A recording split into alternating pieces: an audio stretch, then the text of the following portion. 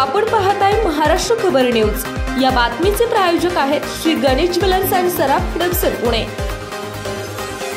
महायुतीच्या उमेदवारांच्या प्रचारार्थ आज बुधवारी नाशिकमधील पिंपळगाव बसवंत येथे पंतप्रधान नरेंद्र मोदी यांची जाहीर सभा आयोजित करण्यात आली आहे।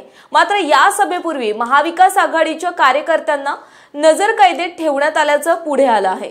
तसेच कांदा उत्पादक शेतकरी संघटनांच्या पदाधिकाऱ्यांना नोटीसही बजावण्यात आली। यावरून शरद पवार गटाचे नेते रोहित पवार यांनी शिंदे सरकारवर टीका केली आहे। रोहित पवार यांनी एक्स या समाज माध्यमांवर पोस्ट करत या संदर्भात प्रतिक्रिया दिली आहे। पंतप्रधान मोदी नाशिकमध्ये येणार आहेत म्हणून कांदा उत्पादक शेतकऱ्यांना नोटीस दिली जाते, काहींना तर अटकही करण्यात आली। खरं तर निर्विवाद सत्ता उपभोगणाऱ्यांनी शेती हिताचे निर्णय घेतले असते तर कदाचित ही वेळ आली नसती, अशी प्रतिक्रिया रोहित पवार यांनी दिली आहे। तसेच मुख्यमंत्री एकनाथ शिंदे, उपमुख्यमंत्री देवेंद्र फडणवीस आणि उपमुख्यमंत्री अजित पवार यांच्यात हिंमत असेल तर त्यांनी कांद्याची माळ घालून पंतप्रधान मोदी यांचे स्वागत करावे असं आव्हानही दिले।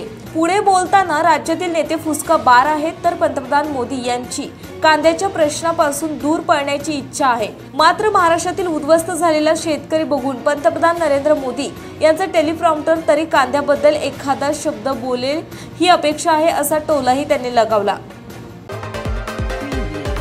आपण पाहताय महाराष्ट्र खबर न्यूज। या बातमीचे प्रायोजक आहेत Shri Ganesh jewellers and Saraf production Pune.